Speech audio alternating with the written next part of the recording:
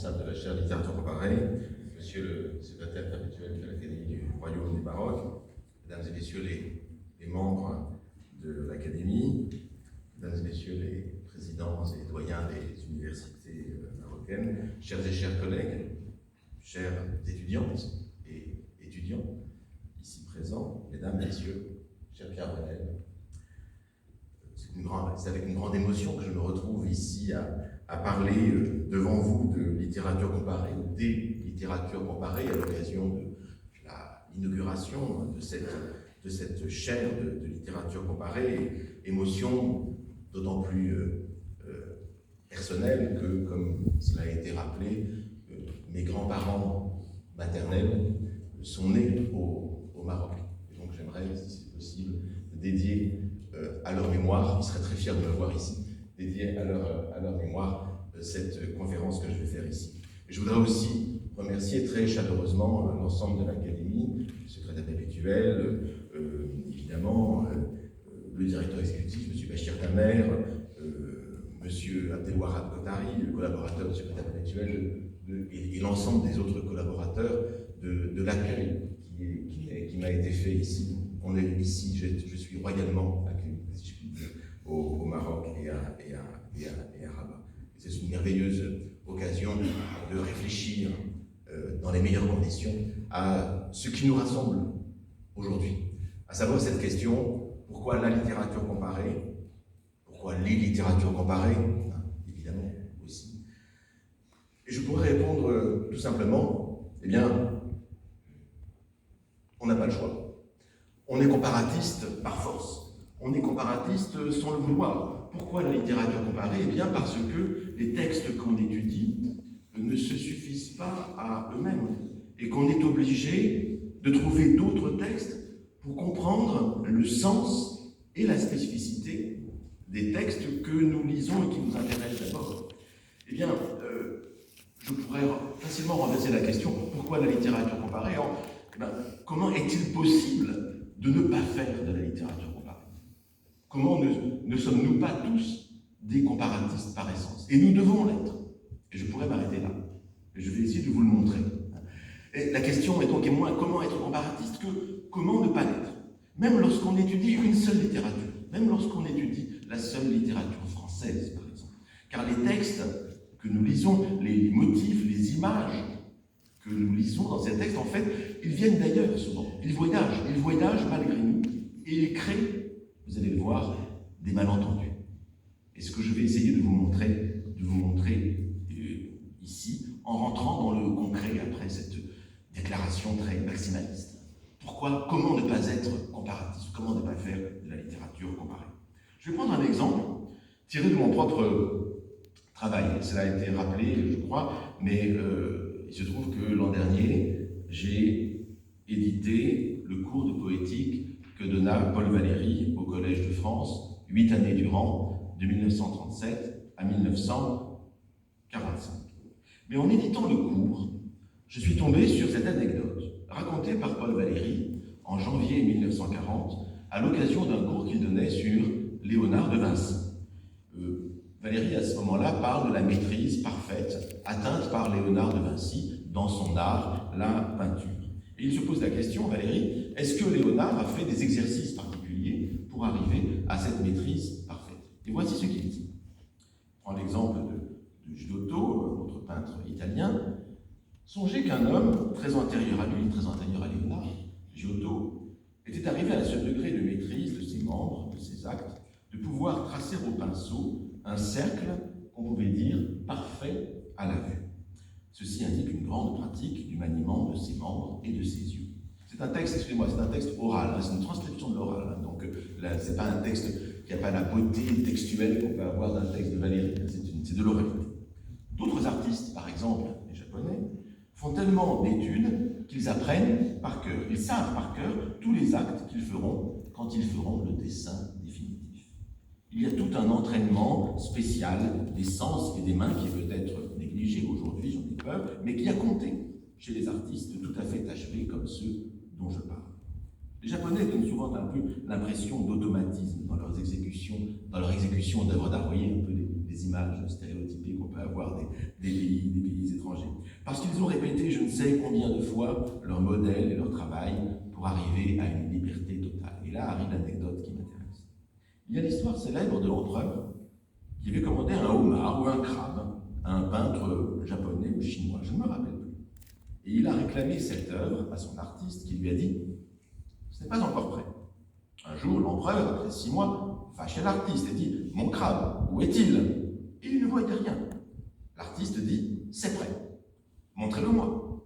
Alors l'artiste prend son feuillet de papier, son pinceau et fait un crabe parfait. Il avait appris par cœur à faire son œuvre d'art. Léonard, conclut Valérie, Léonard ne va pas jusque-là. Alors voilà cette anecdote.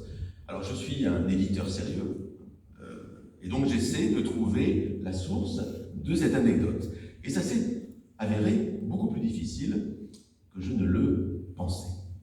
Pourtant, l'histoire du peintre et du crabe, du peintre chinois et du crabe, elle se retrouve partout. Je l'ai retrouvée sous la plume de plusieurs poètes, Jean Follin, en 1963, citant André Dhôtel. Je l'ai retrouvée dans ces mêmes années 60, chez Francis Ponge, dans son texte expérimental « Comment une figue de parole ». Je l'ai retrouvée chez Yves Bonnefoy, dans les années 1970. Les poètes, apparemment, semblent aimer cet apologue du peintre et du crabe, qui leur semble dire quelque chose de l'état de transformation interne dans lequel doit se trouver le poète pour faire de la poésie. Et on trouve même cette anecdote, en 1960, dans la Revue philosophique, en exergue d'un article du physicien Pierre Auger sur le concept de forme dans les sciences de la nature comme en art. Je vous lis, on raconte qu'un empereur de Chine ayant commandé à son peintre ordinaire l'image d'un coq, l'artiste se présenta, après de longs travaux, porteur d'une page blanche. Mis en demeure d'obéir et de fournir le tableau demandé, il s'exécuta séance tenante et sans aucune hésitation peignit un coq de façon parfaite. Il avait si profondément étudié l'animal, s'était si bien pénétré de sa forme qu'il le possédait intérieurement et pouvait à tout instant lui donner vie aux yeux des spectateurs. C'est la même histoire, mais vous aurez noté qu'il y a une petite différence. Il ne s'agit plus d'un crabe, mais d'un coq. Là, cette fois, c'est un peu bizarre. Et du reste, on voit que, en tout cas à partir des années 60, cette fable du peintre et du crabe, ou du coq parfois, semble vraiment se répandre en France et en Occident. Il y a sans doute un effet de la mode du zen, qui se répand beaucoup dans le monde à ce moment-là. Et puis il existe aussi une version très très connue de l'histoire. Elle est postérieure largement à 1940, donc elle n'était pas la source de Valérie, mais c'est la plus connue des versions. On la retrouve sous la plume de l'écrivain italien Italo Calvino dans ses Leçons américaines, qui datent de 1987. Et Calvino attribue cette histoire à Chuang-Tzu, philosophe connu, mais philosophe chinois, mais qu'il présente ici comme un peintre, bizarrement. Voici l'histoire telle que la raconte Calvino. Entre autres nombreuses qualités, Chuang-Tzu avait une grande sûreté de main. Le roi lui demanda de dessiner un crabe. Chuang-Tzu dit qu'il lui fallait un délai de 5 ans, ainsi qu'une villa avec 12 serviteurs. Au bout de 5 ans, le dessin n'était pas commencé. « Il me faut 5 autres années, dit Chuang-Tzu. Le roi les lui accorda.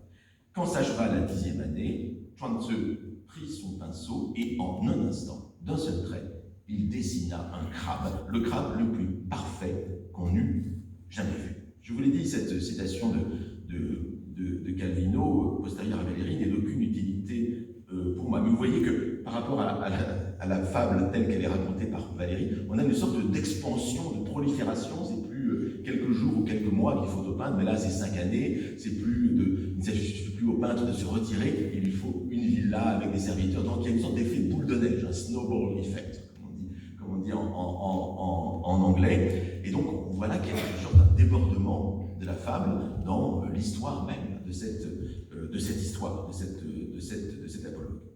Et donc, les autres occurrences de cette histoire, on la retrouve dans différentes langues, on la retrouve beaucoup en anglais par exemple, n'apporte aucune information supplémentaire sur la source de cette fable. Le plus souvent, du reste, je vous l'ai dit, elle se réfère à Calvino, qui est la source la plus directe actuellement et implicite de cette histoire. Et parfois, c'est vrai, dans d'autres variantes antérieures, comme chez le physicien Pierre Auger, dans le texte que je vous ai montré, il s'agit d'un coq au lieu d'un crabe. Vous allez voir que cette différence coq-crabe a quelque intérêt pour nous. En fait, la version la plus ancienne de cette histoire, c'est-à-dire avant Valérie, je l'ai trouvée chez un autre poète, un poète bien oublié aujourd'hui, Paul Géraldy.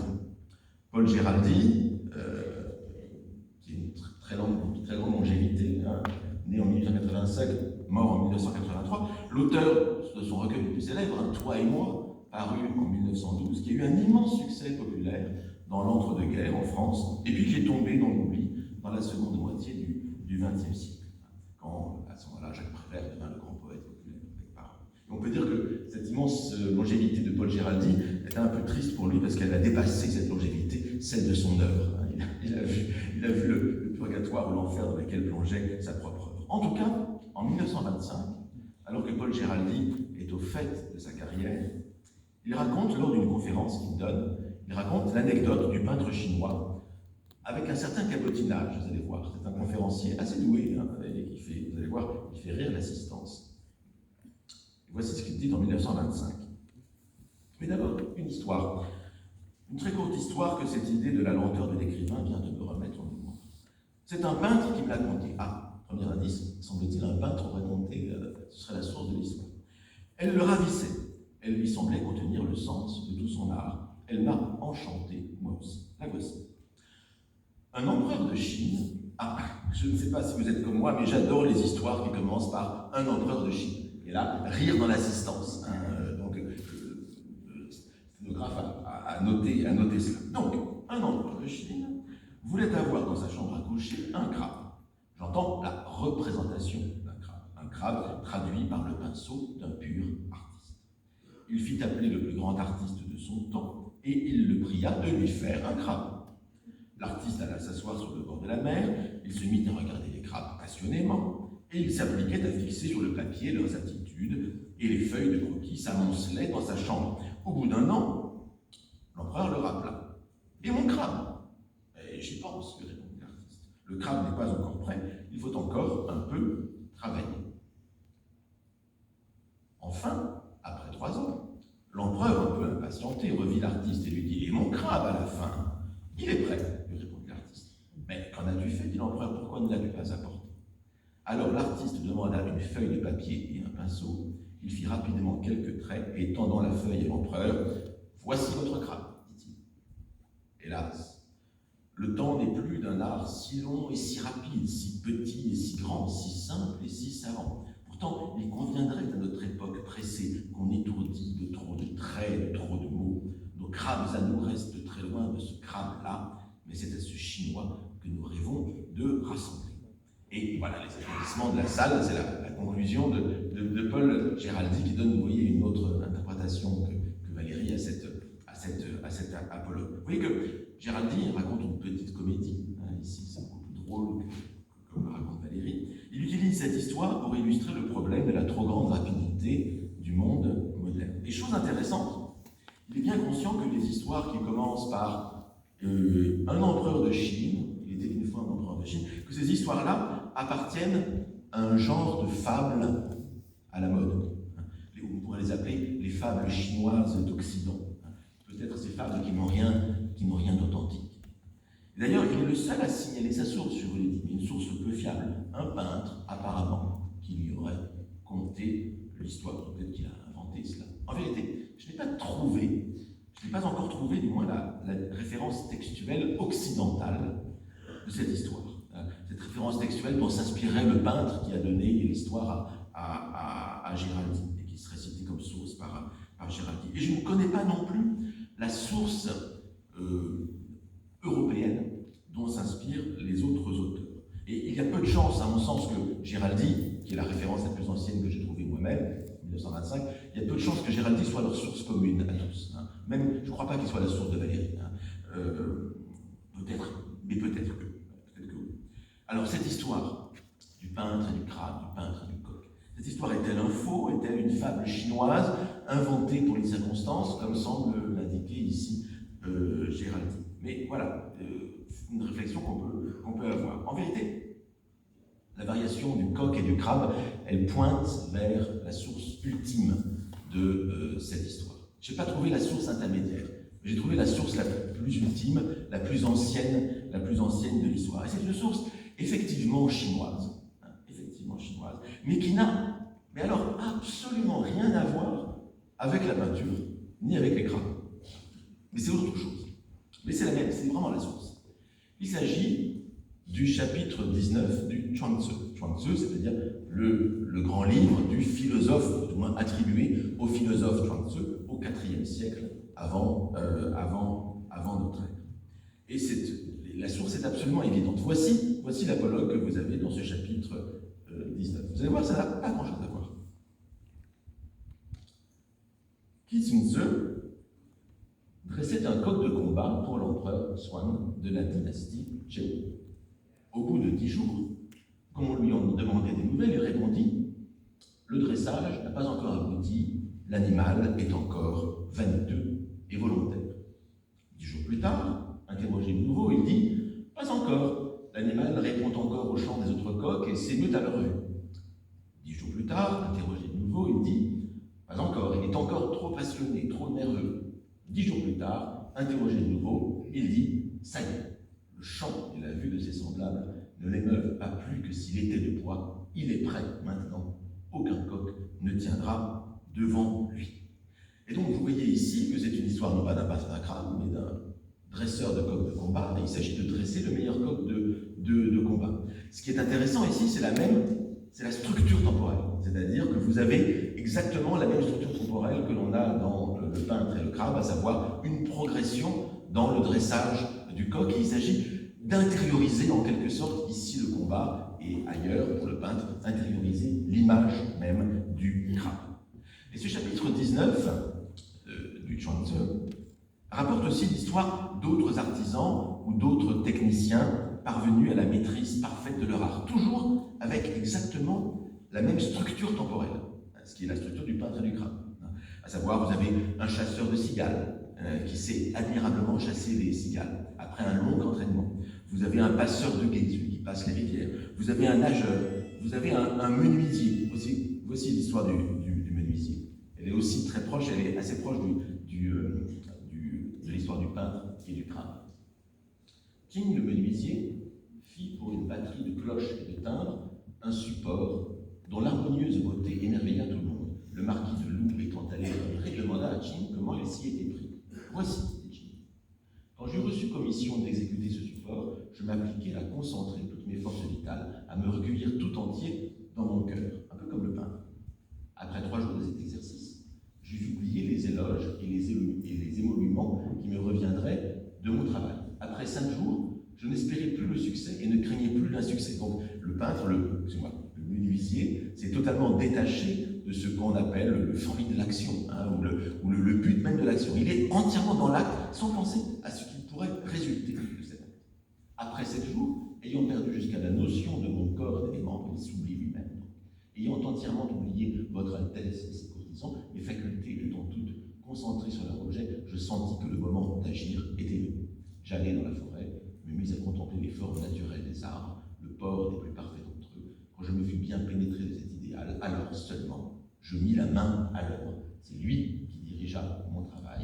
C'est par la fusion en un de ma nature avec celle des arbres que ce support a acquis les qualités qui le font admirer. Vous voyez qu'on retrouve plein d'éléments qu'on a dans le peintre et le crabe, sauf qu'il ne s'agit pas de peintre, il ne s'agit pas d'un crabe. Il y a aussi une autre histoire, le chapitre 3 de Chuang-Tzu, qui est l'histoire du cuisinier ou du boucher Ting, selon les traductions. C'est un boucher ou un cuisinier qui sait découper un bœuf parfaitement et sans difficulté après des années d'entraînement. Il y a toujours, dans toutes ces histoires, toujours cette même insistance sur le temps nécessaire à l'acquisition d'un savoir-faire devenu une seconde nature, mais jamais, au grand jamais, d'allusion à un. Alors, il est clair que cette anecdote du Chuang-Tzu, ou ces anecdotes du Chuang-Tzu, forment la source la plus ancienne de l'histoire contée par Valéry, parce qu'on a vraiment là, ce sont des textes chinois très anciens, je vous ai dit, du texte du IVe siècle avant notre ère. Donc de l'histoire contée par Valéry en 1940, ou de l'histoire contée par Paul Giraldi en 1925, comme aussi de l'histoire d'Italo Calvino. Alors, je vous ai dit, je n'ai pas trouvé la version intermédiaire. Mais j'imagine qu'il y a eu une version intermédiaire entre Chuang-Tzu et les 2 auteurs français. J'imaginerais fort bien que c'est un texte en français de la fin du XIXe siècle, par un amateur de culture extrême orientale ou une amatrice. Je pensais à Judith Gauthier, mais je n'ai pas trouvé. Je n'ai pas trouvé la référence précise, peut-être qu'il y a ici quelqu'un qui pourra m'aider. Je ne sais pas, il y a peut-être deux intermédiaires, un intermédiaire avec le peintre et un intermédiaire qui introduit le crabe à la place du coq, c'est possible, mais je n'ai pas trouvé le texte. Ce qui m'intéresse ici, pour nous, aujourd'hui, c'est ceci. Comment, dans une histoire de combat de coq, un peintre et un crabe ont-ils fini par arriver? Parce que vous voyez, dans les exemples que je vous ai donnés, que je vous ai cités, les personnages du Chuang-Tzu, en vérité, sont de simples artisans. Ce sont souvent des gens de peu, des mendiants, des vagabonds, des ermites, qui vivent aussi près que possible de la nature, qui obéissent aux lois et aux rythmes de l'univers. Et l'élevage de coqs est une tradition populaire en Chine, du reste comme en d'autres pays. Et sans doute un traducteur, quelqu'un qui s'est inspiré de ce Chuang-Tzu, sans doute l'élevage de coqs de combat a paru à un commentateur ou un traducteur européen quelconque, moins immédiatement parlant pour le lecteur occidental moderne que l'histoire d'un peintre chinois avec son pinceau. Et voici comment il a essayé d'orientaliser, si je puis dire. Il a orientalisé le texte en mettant un peintre chinois au moment même, sans doute à la fin du XVIIIe siècle, où les peintures chinoises, les arts chinois arrivaient de manière énorme en Occident et en France en particulier. Et puis, cela change aussi le sens en vérité de ce texte, l'introduction de ce peintre avec son crâne. L'anecdote du coq de combat, celle qu'on a chez Chuang-Tzu, elle transmet en fait un message d'ordre politique. C'est-à-dire que l'éleveur, le dresseur de coq de combat montre toute son indépendance vis-à-vis du souverain et l'artisan lui donne une grande leçon sur la guerre. Qu'est-ce qu'il lui dit à travers cette image du coq de combat? Il lui dit que la meilleure guerre qu'on peut gagner, c'est celle qu'on n'a pas à faire. Le coq de combat, c'est celui qui ne s'émeut pas quand on l'attaque. C'est celui qui reste droit, comme un coq en bois. Évidemment, tout cela disparaît. Cette dimension politique, cette dimension d'art de la guerre, elle disparaît dans l'anecdote d'un peintre. Elle disparaît dans l'histoire racontée par Valéry. L'histoire racontée par Valéry porte sur l'art. Et le peintre n'est plus du tout un modeste artisan, ce n'est plus un homme de peu, c'est plus un modeste artisan qui défie le monarque, mais c'est un artiste honoré par l'empereur, un artiste qui vit dans le luxe et qui satisfait finalement à la commande de l'empereur, quoique avec retard. Donc la dimension politique du message a totalement disparu, une dimension qui est très présente dans le taoïsme chinois. On ne parle plus ici du petit peuple, on ne parle plus des marginaux, on parle d'un artiste considéré. Il est question de l'art, et non plus d'un artisanat. Il est question de l'élite, il est question de l'excellence reconnue. Et ce qu'on voit à travers cette transformation, entre l'anecdote de Chuang-Tzu et celle racontée par Paul Géraldi ou par Paul Valéry, c'est que c'est la collision de deux mondes divergents. Et par ce transfert d'un bout à l'autre de l'Eurasie, la transformation de la signification d'une histoire. L'anecdote de Valéry se situe clairement dans un monde occidental qui, à la fin du XIXe siècle, au début du XXe siècle, valorise l'art, valorise l'artiste comme un être supérieur. Alors que le Chuang-Tzu, au IVe siècle avant notre ère, dit tout autre chose. Il dit même l'inverse. Il dit que c'est la marginalité, c'est la socialité avec un A privatif, qui rend possible une proximité avec la nature. C'est le fait d'être en dehors de la société qui permet d'être près de la nature et d'être plus près de son but.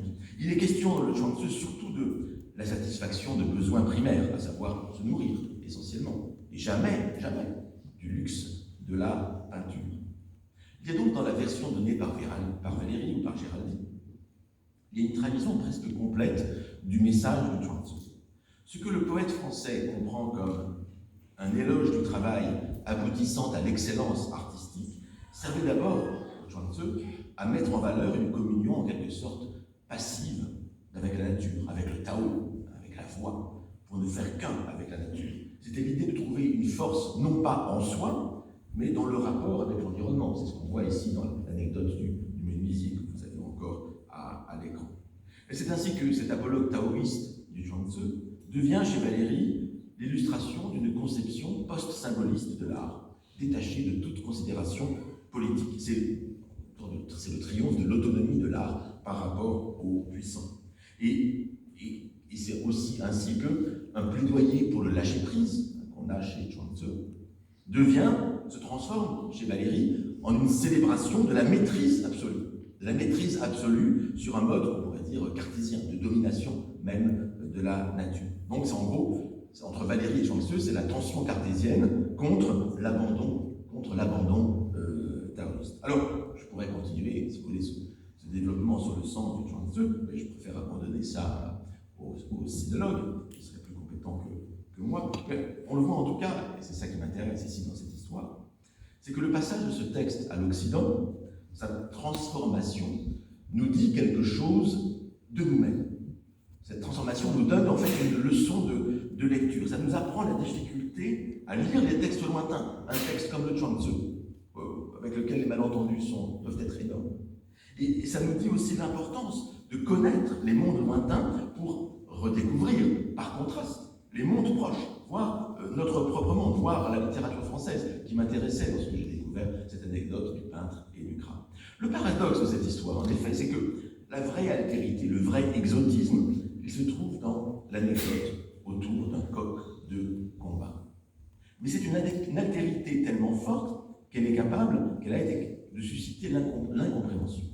Et donc, on lui a substitué, qui, je ne sais pas, mais on lui a substitué à cette anecdote très, très étrange, on lui a substitué un exotisme plus normal, avec un peintre, un crabe, parce que le crabe, sans doute, permet de déplacer le peintre sur le rivage de la mer, et donc c'est un environnement qui fait plus rêver le lecteur occidental qu'une basse-cour de ferme avec les coqs.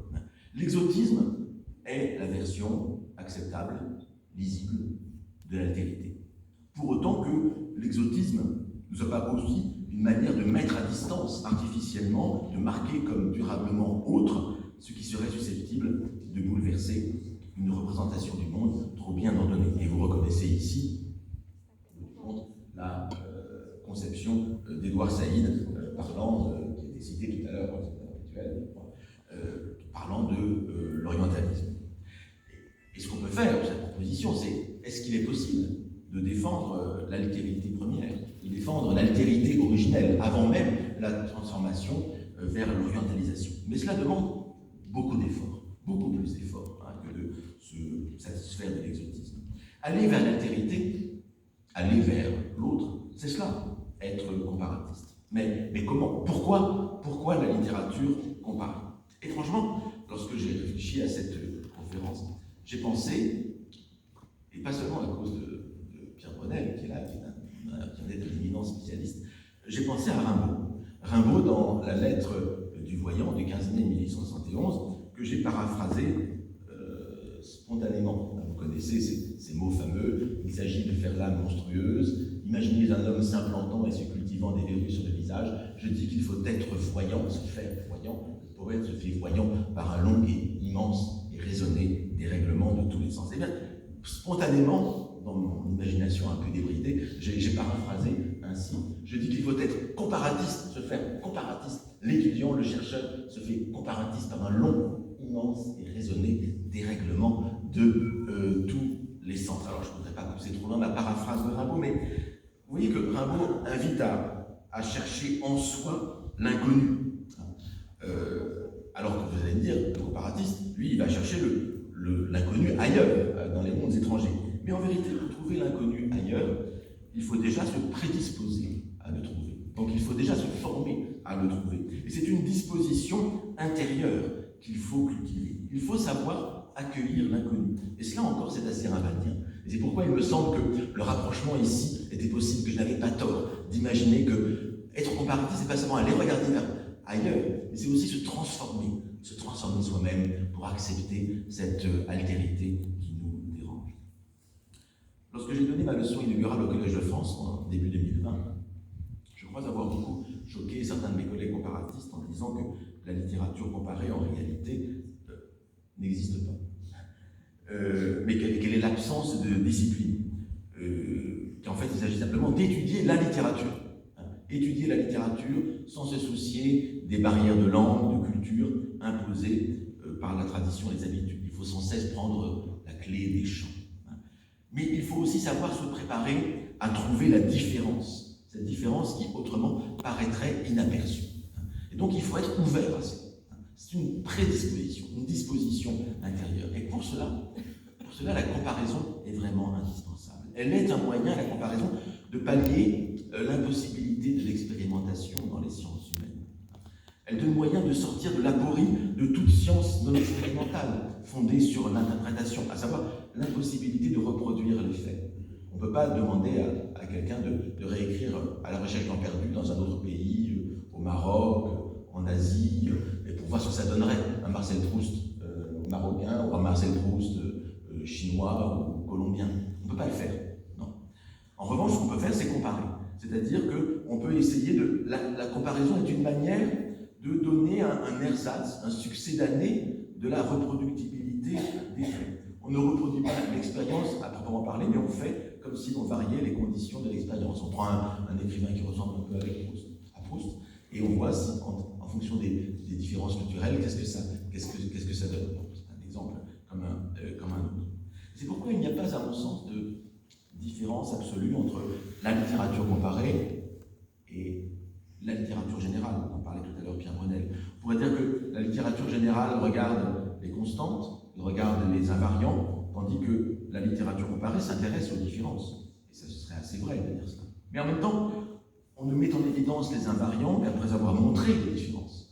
Donc il y a les deux mouvements vont de pair. On ne peut pas avoir l'un sans l'autre. Les deux ambitions sont indissociables. Et du reste, la comparaison, dont nous sommes très fiers ici, la comparaison, elle se pratique partout. Elle n'est pas l'apanage de la littérature comparée. La comparaison est un outil général de la pensée. On ne peut pas penser sans comparaison. Et donc la question, c'est bien comment ne pas être comparé, comment ne pas comparer les littératures entre elles. On est obligé de le faire. Le comparatisme, c'est un peu un radicalisé de la comparaison, si vous passez la formule. Nous sommes, nous comparatistes, et celles et ceux qui s'y forment, font de la comparaison leur mode de pensée, leur mode de vie même.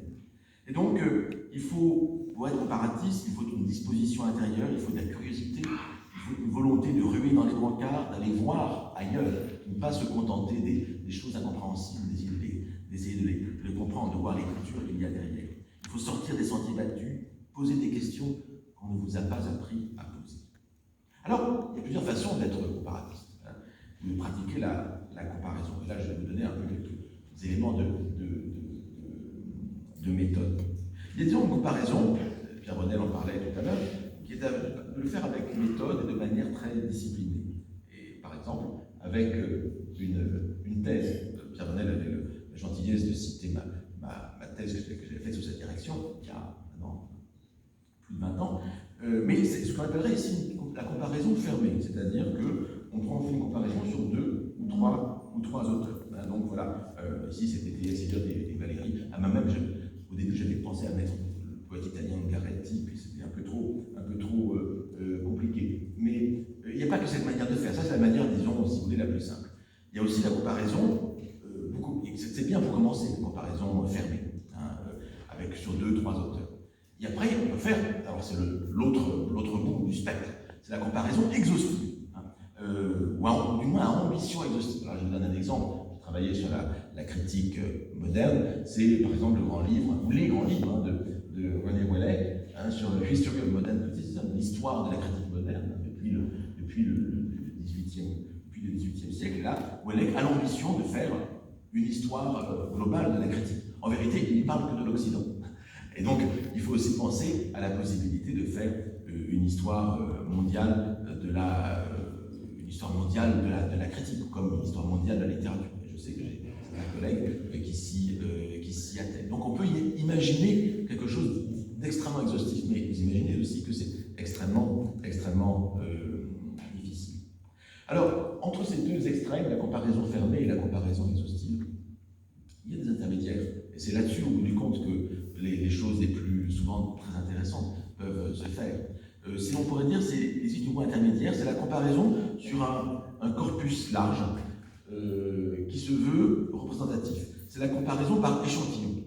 Par exemple, là, l'une des grandes œuvres de la littérature comparée, c'est le livre du comparatiste allemand, donc Auerbach, Mimesis. la représentation de la réalité dans la littérature occidentale. Alors il dit la littérature occidentale, mais en fait, il prend différents textes ça part de l'Odyssée, il y a aussi la Bible, et puis ça va jusqu'à Virginia Woolf et Marcel Proust, et puis il fait de ces textes en fait des échantillons qui emblématisent un certain type de rapport à la réalité.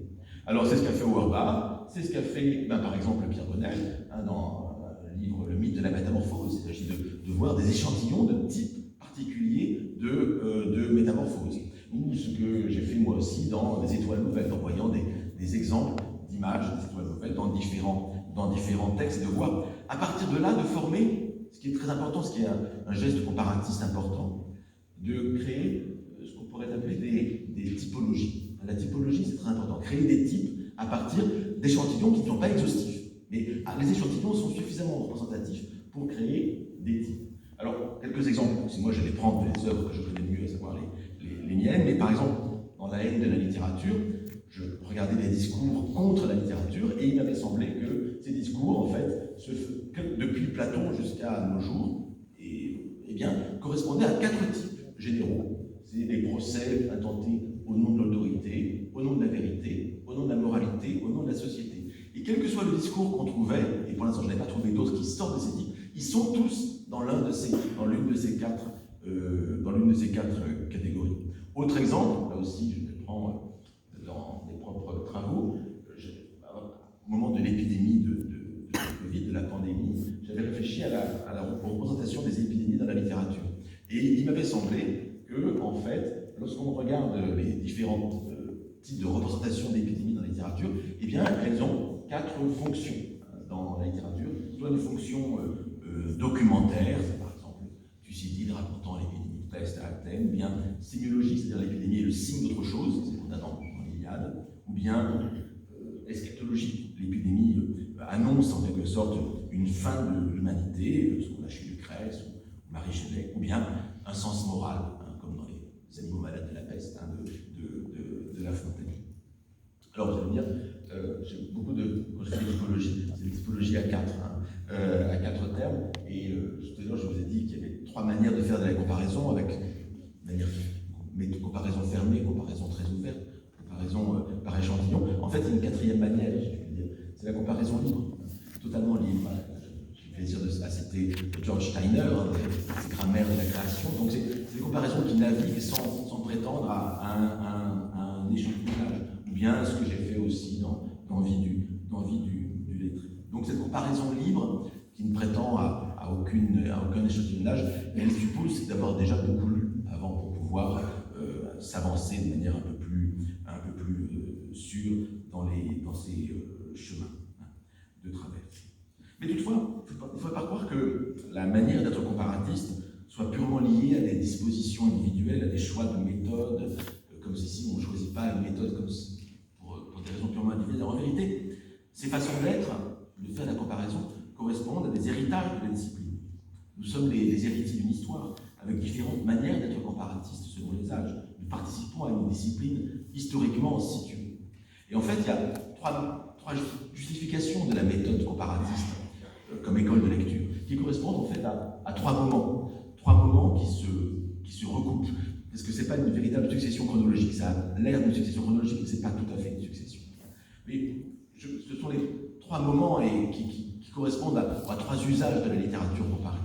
Le premier moment, je dirais, du comparatisme, c'est le moment, on en parlait tout à l'heure, on en parlait, c'est le moment de l'altérité des nations. C'est le moment de la découverte des littératures étrangères que les autres nations, les autres pays autour de soi font de la littérature. Et ce moment du comparatisme se développe au XVIIIe et au XIXe siècle. Je suis assez content d'avoir trouvé l'un des plus anciens comparatistes de l'histoire européenne, et qui, je n'ai jamais vu cité en vérité dans des manuels de littérature comparée. C'est un Italien qui s'appelle Carlo Dennina, ou Charles Dennina en français, qui a fait un Discorso sopra le vicende della letteratura, un tableau des révolutions de la littérature ancienne et moderne. Et c'est déjà une histoire européenne des différentes littératures. Et on est au milieu du XVIIIe siècle, en 1760. C'est assez fascinant. On est déjà dans la compétition des nations, et tout cela va se développer au XIXe siècle, avec les premiers manuels comparatistes, et même la revue, jusqu'à la revue de littérature comparée entre les deux guerres. Ça m'avait intéressé de voir que la grande revue française de littérature comparée, la revue de littérature comparée, entre les deux guerres, elle veut aussi défendre la littérature française contre la littérature allemande. Il y a un côté un peu revanchard. Donc cette idée de l'altérité des nations, de la compétition entre les nations, on la retrouve encore jusqu'au XXe siècle. On est là encore dans un comparatisme essentiellement européen et occidental. Puis arrive, mais ça a déjà commencé déjà au XIXe siècle, arrive une autre altérité qui est l'altérité du monde. Cette fois-ci, il ne s'agit plus d'être seulement vis-à-vis de l'Europe, mais déjà avec Goethe, qui invente le terme de Weltliteratur, de littérature mondiale, eh bien, ou même avec Segalen, qui va en Chine, on a ce ressenti de l'altérité. Mais au XXe siècle, évidemment, un auteur comme Etienne, René Etienne, a essayé de défendre cette idée de littérature vraiment générale ou universelle. Et puis, il faudrait citer, bien sûr, les grands auteurs que sont, j'ai cité Édouard Saïd, Spivak, Homi Bhabha, Damrosch, qui travaillent sur la question de la littérature mondiale. La littérature mondiale est devenue le nouvel espace, le plus vaste de la littérature comparée. Et souvent, le terme remplace, mais à tort, je trouve, à tort, le terme remplace la littérature comparée. L'étude de la littérature mondiale, elle obéit à deux mots d'ordre principaux. Le premier est un mot d'ordre épistémologique, à savoir que dans un monde où la littérature s'est mondialisée, s'est globalisée, il est important d'étudier les échanges culturels et la constitution de l'objet littérature mondiale. Mais il y a aussi un objet politique, c'est-à-dire que par le biais de la littérature mondiale, il s'agit de promouvoir les littératures postcoloniales et d'engager une désoccidentalisation du canon littéraire. Et donc, l'enseignement de la littérature mondiale est devenu un enjeu pour les universités des pays non occidentaux. Elle permet la représentation, la réorientation des études littéraires autour des enjeux culturels locaux, les représentations de l'Extrême-Orient, de l'islam, etc. Alors on pourrait dire qu'il y a un risque d'une fragmentation des représentations de la littérature selon les pays. Et c'est paradoxal. On pourrait dire qu'il y a autant de littérature mondiale que de pays qui l'enseignent. Mais est-ce qu'il n'a pas toujours été ainsi? Est-ce un véritable danger? Je ne crois pas qu'il y ait le point de vue surplombant possible sur la littérature mondiale. Je suis même persuadé que l'illusion du surplomb, c'est le plus grand danger des études de littérature mondiale. C'est une illusion entretenue par la domination d'une langue, l'anglais, dont l'apparente homogénéité a tendance à masquer les différences de point de vue. Et donc les enjeux de pouvoir, en vérité, sont très présents dans le comparatisme. Il y a un risque de domination de la culture anglophone, qui est le véhicule de la mondialisation. Il faut plutôt, au contraire, une multitude de points de vue locaux qu'un seul point de vue général, lequel, ce point de vue général, risque souvent d'être une seule perspective locale qui cherche à s'imposer sous le masque de l'universalité. Et c'est pourquoi il est normal, il est logique, qu'un étudiant marocain, par exemple, connaisse mieux la littérature marocaine, arabe, francophone et française, aussi à cause de l'histoire du Maroc, que les autres littératures, parce que nous sommes tous des héritiers d'une histoire. Il faut accepter cette histoire. Il n'y a pas à en avoir honte. Mais nos relations sont aussi des relations de voisinage. On ne peut pas ignorer ses voisins. On n'a jamais ignoré ses voisins. Et donc, je crois qu'il faut avoir cette vision, en quelque sorte, par cercle concentrique de la littérature comparée. Alors, comment être comparatiste? Et je terminerai là-dessus. Il faut l'être en lisant le plus possible. Bien sûr, les traductions jouent un rôle essentiel parce qu'on ne peut pas tout lire dans le texte original. Mais il est important de connaître les langues étrangères, de connaître les langues extra-européennes pour un Européen, européennes pour... Voilà, il faut connaître le plus grand nombre possible de langues. Et je dirais au maximum, au moins, connaître 2 langues en dehors de la sienne. Et si possible, 3 ou plus. Et aussi des langues anciennes. L'arabe classique, le latin, le grec, le sanskrit, le chinois classique, etc. Je crois que c'est aussi intéressant d'entrer dans les mondes anciens qui nous représentent une altérité du temps et non plus seulement une altérité de la géographie. Et puis, je termine là-dessus, le dernier danger, la dernière évolution du comparatisme, c'est non plus l'altérité du monde, l'altérité des nations, mais c'est l'altérité du proche. Et ça, je trouve ça un peu dangereux. Je crois que nous assistons effectivement à l'émergence d'une 3e phase dans l'évolution du comparatisme, où c'est le le voisin de palier qui devient le plus étranger. Chacun se crispe sur une identité, sur une communauté dont il ou elle se revendique, et l'appartenance n'est plus nationale, mais communautaire. Le développement d'Internet, des réseaux sociaux, a favorisé la circulation mondiale de contenus qui deviennent offensants, pris hors de leur contexte d'origine, hors des communautés de sens à qui ils sont destinés, et c'est le grand triomphe du malentendu culturel, du malentendu idéologique, des exemples abondants. D'autre part, et c'est paradoxal, les mêmes réseaux, le même Internet, ont favorisé l'enfermement des individus dans des communautés qui partagent les mêmes attendus et les mêmes valeurs. Et donc, résultat, tout circule et plus rien n'est compris. La méfiance règne, la bienveillance et la générosité de l'interprétation ne sont plus de mise, la lecture inquisitoriale domine, et c'est le triomphe de l'ego du lecteur. On refuse les échanges et l'altérité. Chacun place les textes sur le lit de Procuste de ses propres convictions idéologiques, de ses propres convictions morales, et le risque du présentisme n'a jamais été plus grand, puisque la littérature du passé, par principe, ne correspond pas aux attentes du présent. Le passé est irréductible, le passé proche ou lointain. Les auteurs, les œuvres du passé font preuve de misogynie, font preuve d'homophobie, font preuve de racisme. Quels auteurs échapperaient au coup près de nos attentes idéologiques aujourd'hui? Peut-être Montaigne, et encore, et encore, et encore. Est-ce qu'il faut pour autant arrêter de lire les auteurs du passé? Je crois qu'au contraire, les textes du passé ont beaucoup à nous apprendre. D'abord parce qu'il importe de savoir d'où nous venons pour éviter de répéter les mêmes erreurs.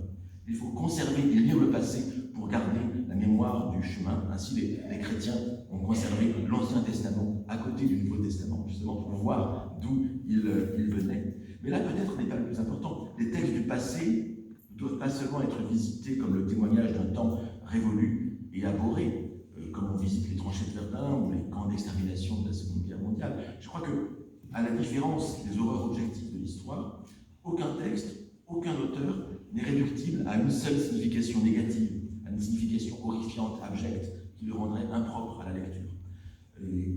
Car nul n'est fait d'une seule identité. Même les textes ne sont pas faits d'une seule identité. Il y a dans tout texte de multiples sens qu'il nous appartient de découvrir, de mettre en valeur, des sens qui y étaient, ou d'autres, des sens de type allégorique, que nous pouvons y inventer, comme de nouveaux chemins à frayer à travers la forêt. Et pour cela, il est besoin de lecture généreuse, de lecture créative, qui se laisse emporter par l'enthousiasme contre les lectures systématiquement négatives.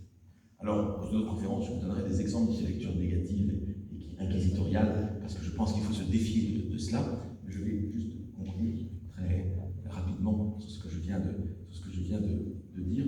Je crois que le comparatisme, c'est vraiment l'outil et le remède de la quête identitaire. C'est ce qui permet de sortir de soi et de rentrer dans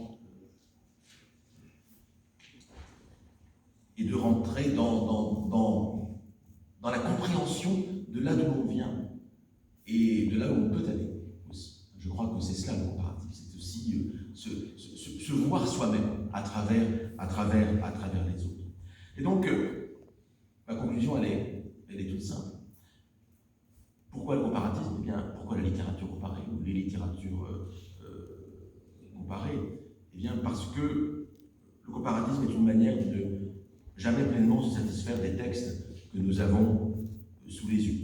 Il faut s'habituer à l'idée que les textes, qu'aucune culture en vérité, aucune culture ne fait sens tout seul ou toute seule, mais fait sens par contraste ou par complémentarité avec d'autres cultures, d'autres textes que nous connaissons ou que nous ne connaissons pas. Il faut accepter l'idée que les mondes d'où viennent les textes nous échappent en quelque sorte.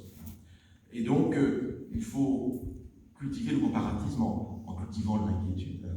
Parce que elle a l'habilité de citer ces derniers mots de ma leçon inaugurale au Collège de France. L'inquiétude de ne pas avoir tout lu, c'est de n'avoir pas tout compris.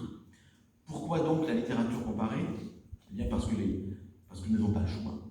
Parce que nous devons lutter contre le confort intellectuel, contre nos propres préjugés, et parce que nous devons avoir conscience que nous n'avons jamais tout lu, que nous ne savons pas tout ce dont les textes sont les porteurs. Et donc il faut avoir cette humilité, de savoir qu'on n'est pas à la hauteur des textes que l'on lit. Et c'est donc bien une transformation intérieure à laquelle j'appelle les étudiantes et étudiants de littérature comparée. Une transformation intérieure comme celle dont parlait Rimbaud, que je citais tout à l'heure, ou bien comme celle du menuisier de Chuang-Tzu, dont je montrais l'apologue tout à l'heure, ou bien celle du peintre avec son crabe dont parlait